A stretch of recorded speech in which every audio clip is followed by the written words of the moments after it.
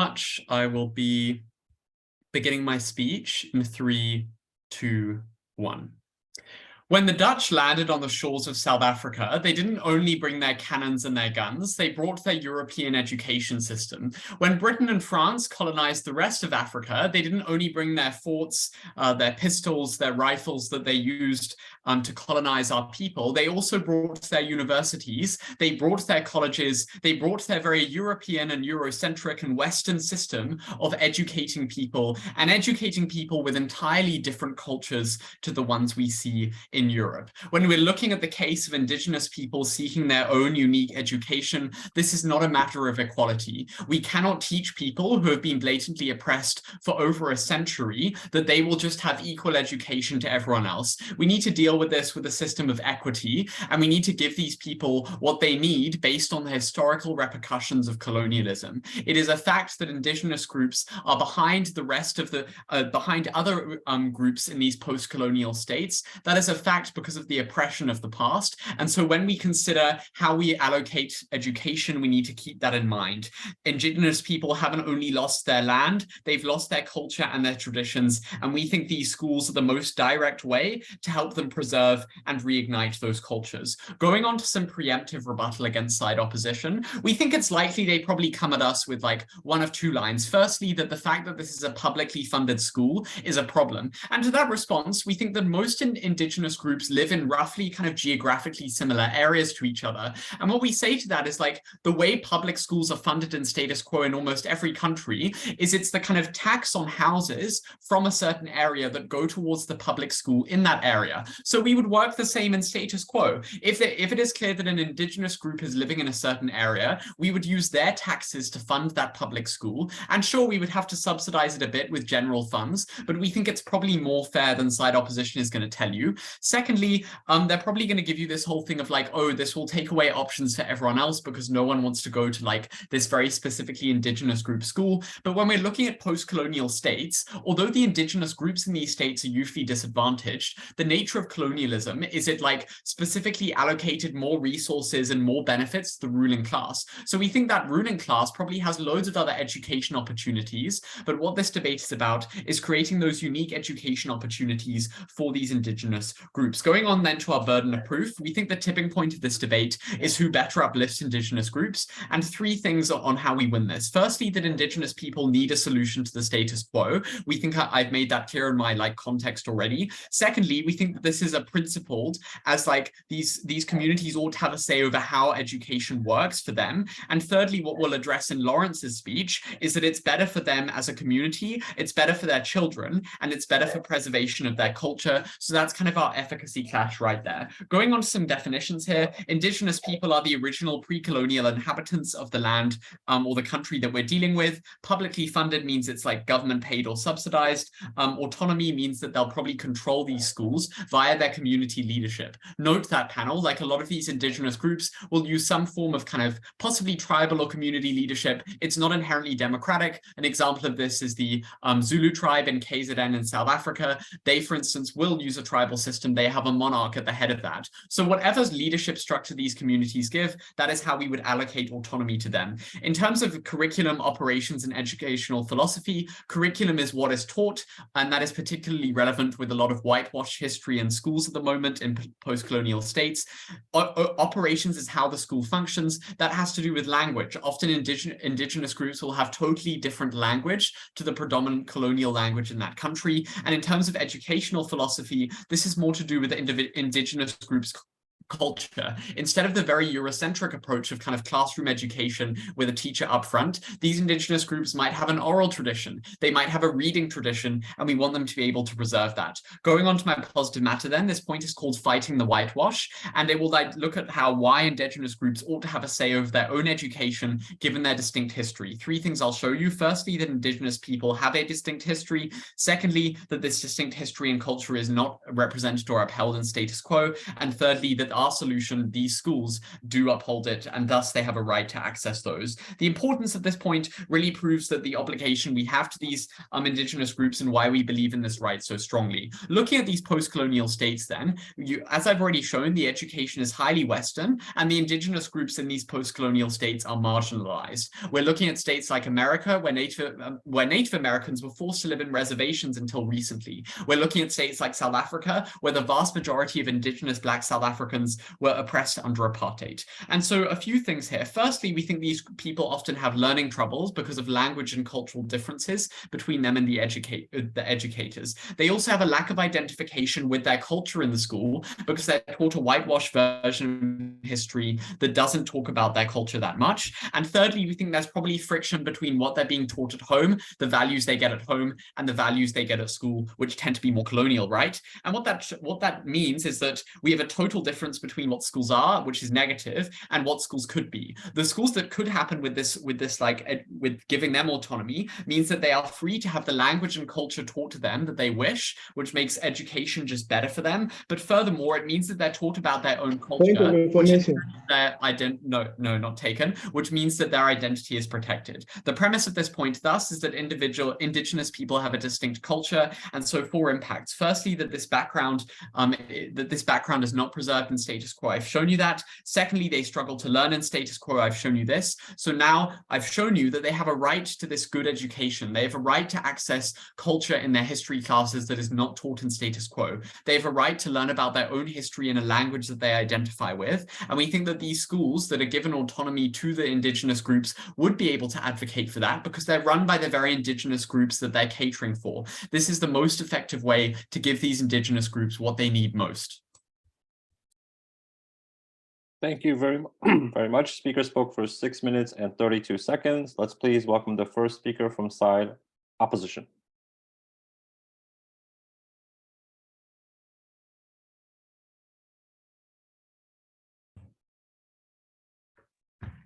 All right, I'll be starting in 3, 2, 1.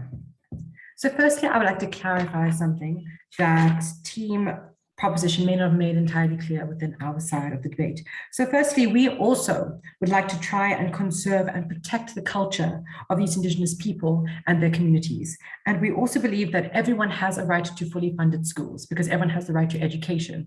As a result, we have no problem with indigenous people having publicly funded schools.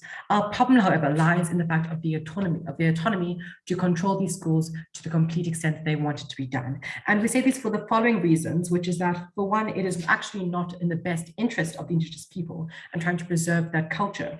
We also then emphasize this by relating it to the separation of indigenous people and everyone else in the country. And then we also have given some suggestions to adopt instead to try and get a better way of getting as wide a spread of indigenous culture. And then furthermore, we discuss how this excludes other people in the country from benefiting from indigenous culture and learning. So first of all, to start with some rebuttal. Speaker 1, Ben, talked about how back when the Europeans came with their education systems and they forced that onto everyone that was in the country. Now, while I cannot deny that, as history has proven, that forcefulness and that against the rights of people was incorrect, as it currently stands with today, that education system is extremely relevant in the world. And unfortunately, that is the truth that we have to accept, the reality. This education system is of vital importance to these people and to everyone else around them. Everyone needs to learn how to read and write, and everyone needs to understand how the world works around them. As a tied to declined, which will tie to my first point of indigenous people not being able to provide the suitable education necessary in their schools if they're the ones running it by themselves. Second of all, you said something about who better uplifts indigenous communities, which we believe we will for the following reasons. I'll explain in my positive matter. And finally, you talk about the fighting of whitewashing. You say explicitly that these indigenous people often have learning troubles and a lack of identification with their culture because they're not being presented in a proper way all the time. However, as for my positive matter, which I'm going to say right now, we believe that how you are going to bring about this method of trying to have everyone in the school adapt to this indigenous education policy is incorrect and does it in the wrong way to promote culture. So firstly, what is best for the indigenous people?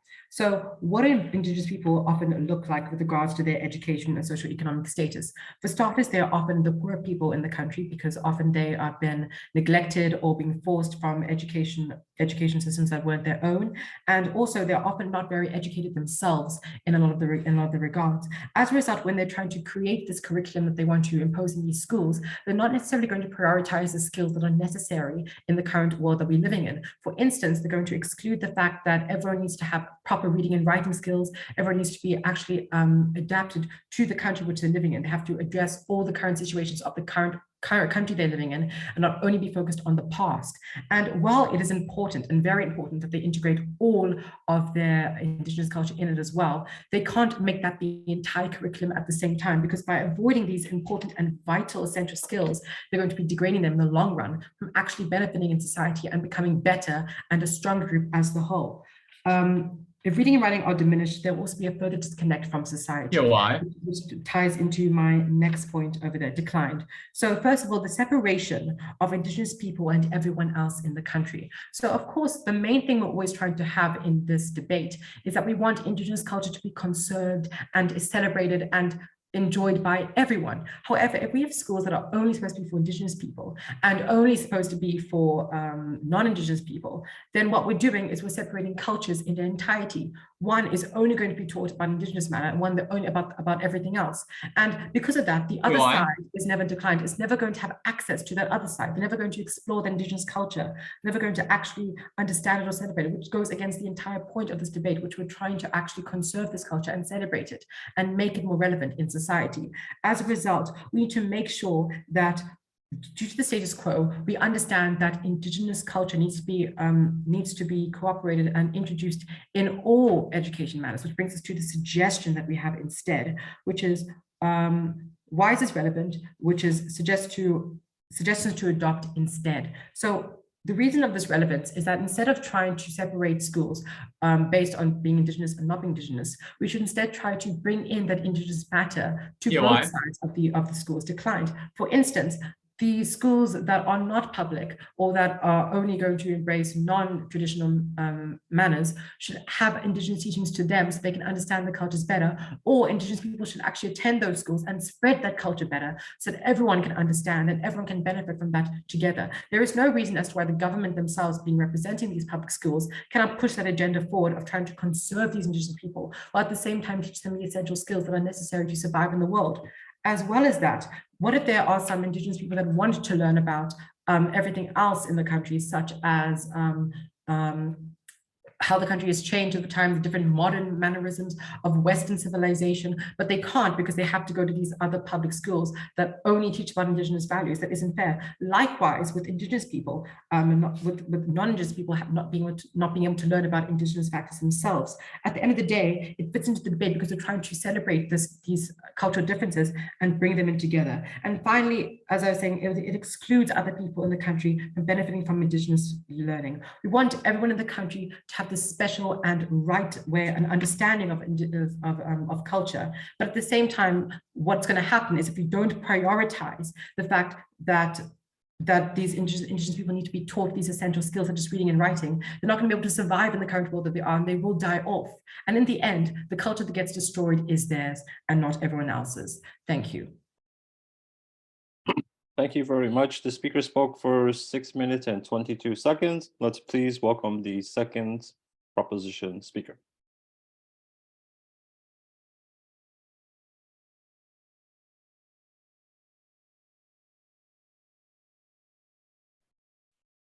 Okay.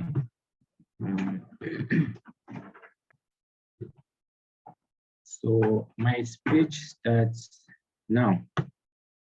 Proposing to the motion that states, as I quote, this House supports the right of indigenous people to have publicly funded schools with autonomy over curriculum, operations, and educational philosophy. Ladies and gents, we do stand for that firmly. And before I get into that, allow me firstly to make mention the fact that this is recognized in international law. Allow me to quote, the international law recognizes the right of indigenous peoples to control their own education. United Nations Declaration on the Rights of Indigenous Peoples, UNDRIP, which was adopted by the United Nations General Assembly in 2007, specifically affirms the right of indigenous people to establish and control their educational systems, institutions, and providing education in their own languages and in a manner appropriate to the cultural methods of teaching and learning.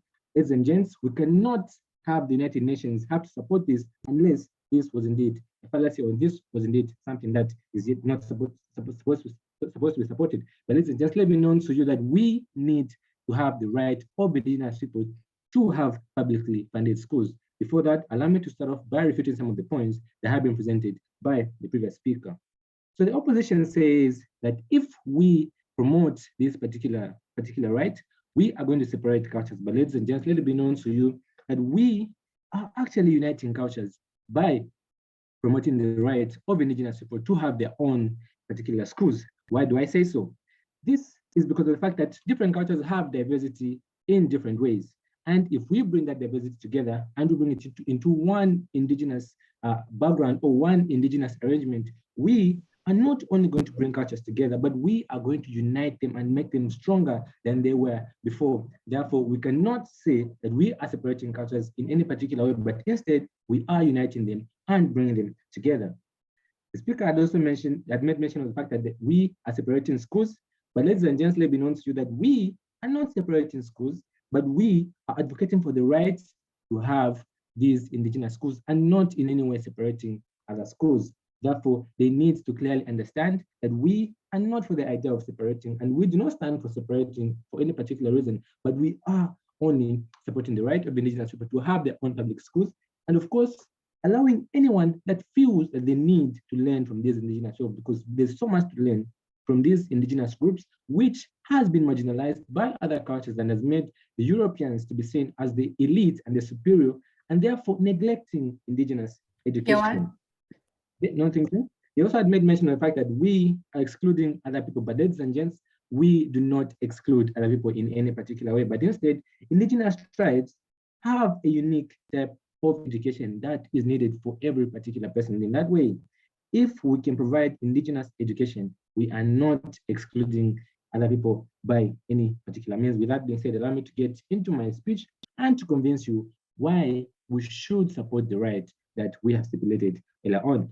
Firstly, we should support this particular right because this goes against the historical injustices that have been made by the Europeans or, of course, the colonizers in the past few years. My first speaker had made mention of the fact that in South Africa, there have been so many atrocities that have been that were committed in the past, and of course, which have come with this European elite type of education, which has made even the indigenous type of education to be looked upon, to be looked down on, and not to be appreciated in any particular ways. So colonization, forced assimilation, and the suppression of their languages and cultures is one way that they brought this own type of education. And with that being said, we cannot in any way oppose the fact that we need to have this right of the indigenous people to have their own publicly funded schools. Moving on to my next point, we also do understand that we need to support these particular rights, because if we do so, we are going to promote self-determination.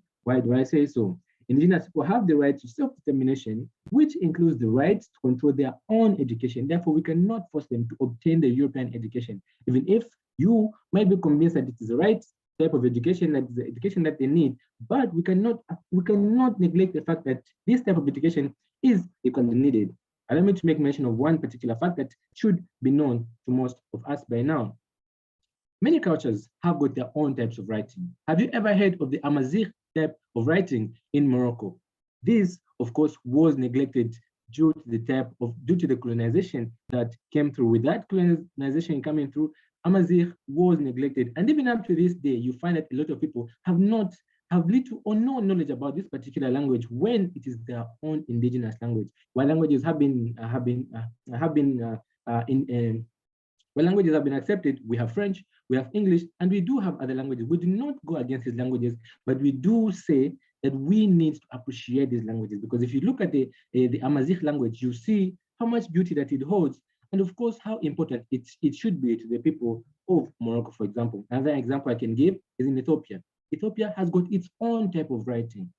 And there are many more countries out there, in Africa especially, that have got their own type of writing. But all of these writings some of them have been extinct, and some do not even exist as a whole. Why? Because they have been looked down upon. And we have chosen to just appreciate the European type of language and the European type of learning when we can choose to accept these other types of learning, which are indigenous, of course, and are very, very much needed.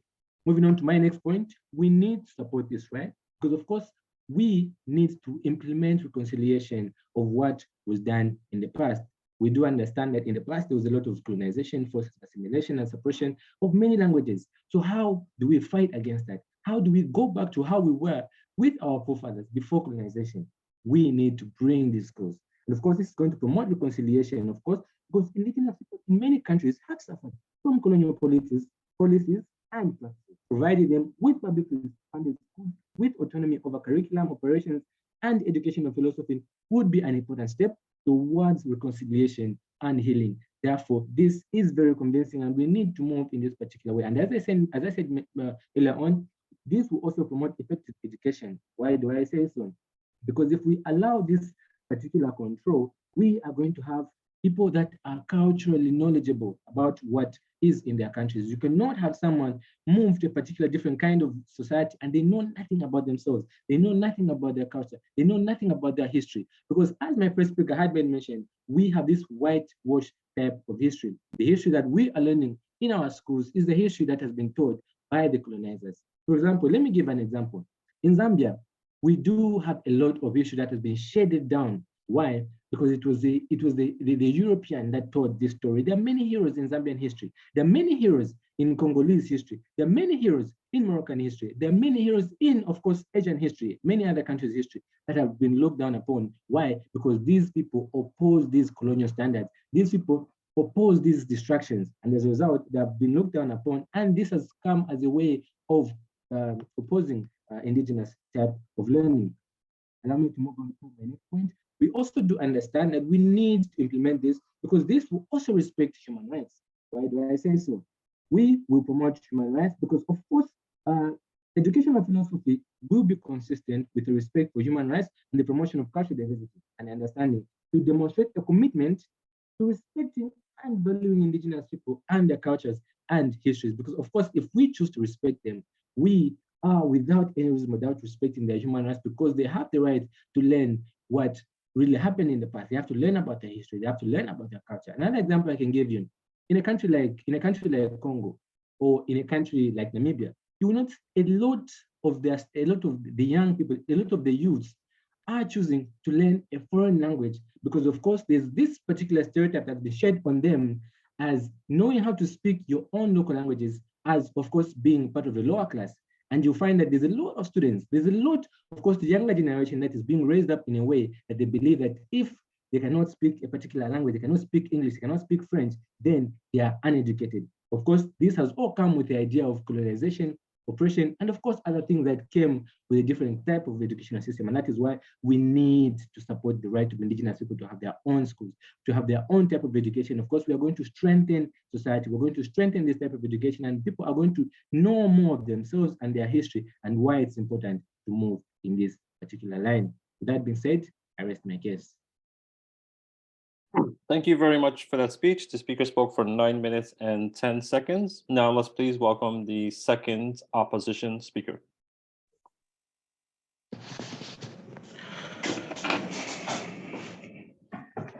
My speech starts in 3, 2, 1. There is an African proverb which says, the blind cannot lead the blind. My humble benediction to the panel of judges and oath bearer protocol be highly observed. Debating to the motion which states, as I quote, this House supports the right of indigenous people to have publicly funded schools with autonomy over curriculum, operations, and educational philosophy, to which I stand firm and oppose to the motion. Now, first, starting by rebutting some of the points that have been raised by the proposition delegate, ladies and gentlemen. The proposition delegate firstly said that not allowing these indigenous people have the full autonomy on curriculum has indeed caused the suppression of languages, and culture. But I'll try to ask them, how many? They gave an example of the Zulu people. How many Zulu people don't speak Zulu? You find that that is a lower percentage of Zulu people not speaking Zulu. Ladies and gentlemen, they also say that South Africa has really adopted to the European way of living. But do they also take, why are they forgetting that there are still those people that are speaking Zulu and those people that are doing their cultural dances and the otherwise? They also talked about the last speaker talked about the cultural knowledge and said Zambia, and gave an example of Zambia curriculum, saying, oh, the history has been written by the European. But I am also Zambian also, and I recognize the fact that I learned history, and one of the books that was used to teach Southern history and Zambian history was Hantobolo, and Hantobolo is an African writer who wrote that book. I recognize that fact, and we use it in our schools. They also talked about the Dutch separation. Ladies and gentlemen, it is not for us to stay here and get deceived. When the Dutch came to Africa, they owned their schools, and after owning their schools, they taught their children alone. But it is us, we Africans, who fought for us to have that advanced knowledge so that we can be able to compete with these same Dutch people. Ladies and gentlemen, we Africans fought and really fought only for the rulership of our community and not the educational system, because the educational system, we have recognized that it is very important for us as Africans. If we can have our own leading in chemistry, leading in other fields like physics, we are going to develop. This is why we invite them, so that we can learn from them. It doesn't mean that having a full autonomy over this will teach us that. But it is letting us being taught so that we can also develop our environments, or we can develop our countries. They also talked about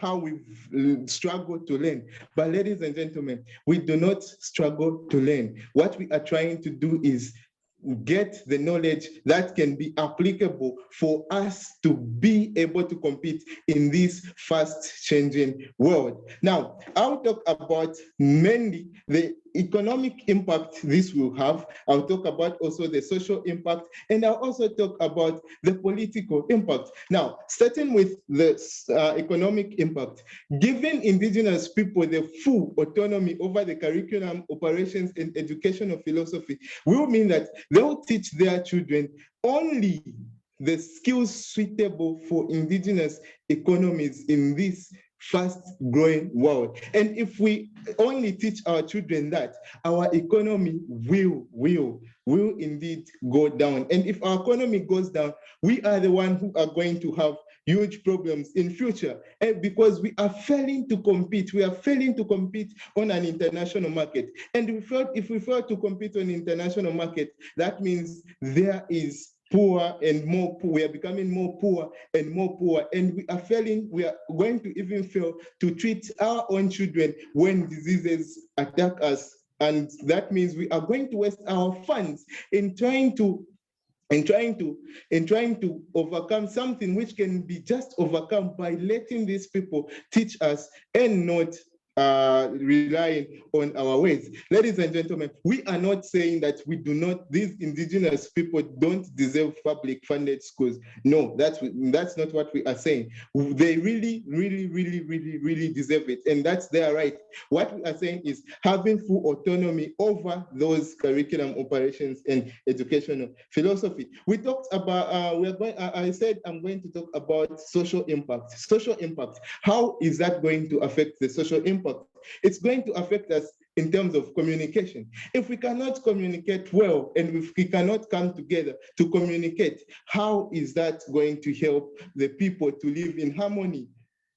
So leaving POI? leaving this thing into the indigenous hands, we are not going to survive as a social environment, because we are going to be a separative environment. By that, we do not need to leave the full autonomy into these indigenous people's hands. Another social impact that this is going to have, it's the deterioration of unity. The unity comes by when people sit together, have a common ground, and this is the only common ground which we have as indigenous people, when we come and sit down and let them teach us all the ways that we need to, in order to facilitate the environment, or in order to facilitate our communities. Ladies and gentlemen, also coming now to the political impact. For you to be president, we need an educated president. But how are we going to have a president who's leading us, who is only based on indigenous skills? I don't know where he's going to take the world, but this president needs an education. A president needs an education out there, out of the world, that is going to also facilitate the importance of having unity in the country. Ladies and gents, and also talking about how we need these indigenous educators. When we say we are having control, or we say having full autonomy, it doesn't mean that we are not going to let these other indigenous educators in our curriculum. Talk of me as an example. Ladies and gentlemen, I came to learn about other cultures which I could have not learned if I was only taught by an indigenous educator. But that doesn't mean that I should also forsake my culture. Ladies and gentlemen, my culture, I learn it, and I learned other cultures. Why? It's because our indigenous people didn't have indigenous or fully control autonomy on these schools. I can take that POI. Are you saying that educational standards are the only way of classifying education? I'm not saying so. Ladies and gents, what we are trying to say is here, letting indigenous people have full autonomy on their educational curriculum, operations, and philosophy will not take us anywhere, because their own thing that they know is having to let their children learn the suitable skills of indigenous economies. But the world is growing. We cannot rely on these indigenous skills or tactics. This is why we need to allow the people who have full knowledge over it to control and teach us. It's only a matter of us learning. It's not about us finding our own ways to do something. When we have a facilitating formula which we can use. With these few points, I rest my case. Thank you very much. The speaker time was 9 minutes and 13 seconds. We will now have the opposition reply speaker.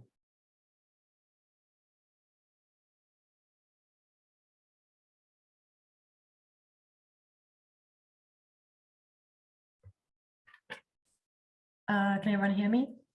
Yep. Good. I'll be starting in 3, 2, 1. So the main clash that has been prevalent throughout this entire debate is which system better conserves and protects Indigenous culture within these Indigenous communities. And while Team Proposition has given some long and elaborate descriptions about why culture is necessary in these current societies, and they're talking about reconciliation and how these people moving into the country don't know about their own history. And while we agree with that, they fail still to give a proper substantiated reason about why their system is better at promoting and conserving this culture than the one that we have, where we're trying to say why their system is bad. We have given the following reasons, which I'll explain now again and reiterate, about why we believe that by adapting their policy, we will be actually doing conserving culture a disservice and making it worse. To start off with, is that their system does not protect Indigenous people well enough.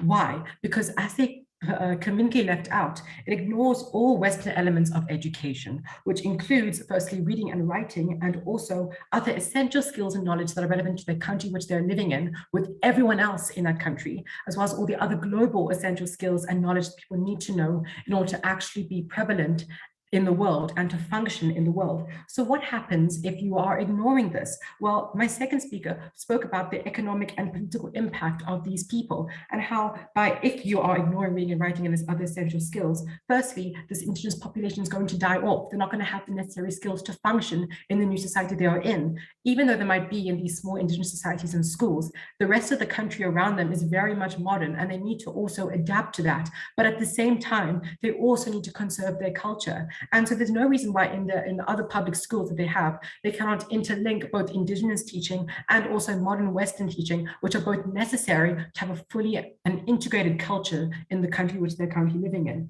And ultimately, if you ignore Western influence at all, they will not be relevant in the world. They will die off. They won't be able to function in the country are. And what happens to culture then? It goes away. And the second thing, which is social impact, which Daniel also explained in his speech, and about common ground, has to do with your idea of separate schools, about how there will be separate schools, one for Indigenous people and one for non-Indigenous people as well. And the thing is, you try to justify that by saying that this will actually strengthen values and cultures, and as a result, they'll be united better. But the fact remains that separate schools mean separate communities, and as a result, cultures will not intermingle. And that goes against the entire point of us trying to promote this culture and trying to make it more relevant in the world. And finally, we want to see Indigenous people thrive across the world with their cultures. We want to see them everywhere else in the world, on books, as presidents, as authors, as all of those things. But the thing is that you can't do that without other Western influence. And the only way to do that is by adopting both Western manners and Indigenous manners, but not to the complete degree of only having Indigenous teaching in the schools. Because ultimately, by ignoring Western manners, you're not going to have a global impact on the world. You're not going to be that international author or that world leader that you want to be. And Indigenous people will remain irrelevant and will die off eventually and will not have the culture sustained and protected like we wanted to if we don't address that. That's why we believe we have won this debate. Thank you. Okay, speaker spoke for 3 minutes and 23 seconds. Now let's please welcome the final speaker of this debate, the proposition reply speaker. Cool, thank you so much. I'll be starting my speech in 3, 2, 1. Side opposition ought to stop talking and start looking at the window. We all live on the African continent here. We all live in post-colonial societies. And we think that side opposition loses this debate when in their first speech, or in their second speech rather, they talk about how currently in the status quo, these indigenous groups are failing to compete. Note the huge contradiction they make here. They're meant to be defending status quo. They're meant to be defending a status quo where this integration has already happened. We think in most post-colonial countries, we've already seen the supposed integration of like a few traditional like books and literary sources, but mostly it's still European, right? And they defend that status quo, but then they say, no, we're still failing to compete. No, there's still irreverency in these indigenous groups. And if you look outside your window right now, you will see that there is still a huge divide between colonial people and between people who have that past privilege and between these indigenous groups. And that is because these indigenous groups are structurally disadvantaged by an education system that is not built for them. It's built for Europe. So let's go into some strategic flaws from side opposition. We think that they give you a mischaracterization of what our education alternative is going to look like from the start. We don't think we're just going to chuck reading and writing out of the window. That's not what I talked about. When we talk about a change in curriculum, we're looking at changes in history and literary sources. When we look at a change in the operation of the school, we're looking at a change in leadership structures. And when we're looking at a change in educational philosophy, we're not throwing reading and writing out. We're looking at a different style of running a classroom. We're looking at a different type of language being used. And so we think that they've really squirreled this debate into an unfair position when they do that. But furthermore, like a lot of their second speech just relied on personal examples. We think it's great that opposition too didn't feel like they were being kind of overtaken by this colonial education system. That's good for you as an individual. But if you look at the wider African continent, if you look at Native Americans in the USA, that is just not the case. We think many people are forced to read The Great Gatsby Gatsby, or they're forced to read like some European book, when they could be reading literature that is actually relevant to their culture, and when they could be enhancing their knowledge of themselves. Furthermore, they give you this false dichotomy, right? They tell you that, like, on the one hand is this traditional segregated system, and on the other hand is the normal system. No, like, note, I said in my speech, this would merely be an option for traditional people. So we think we're winning on that front as well. We think this is an option for indigenous people if they want it, but we're not forcing segregation here. That's just not what we're saying. So on the clash of principle, we think we're ahead, because I've shown you why these people have a distinct history and culture. They have an inherent right to, like, their separate education system, and all they've shown you is like, oh no, this is going to cause segregation and that's bad, but I've shown you that that's a false dichotomy.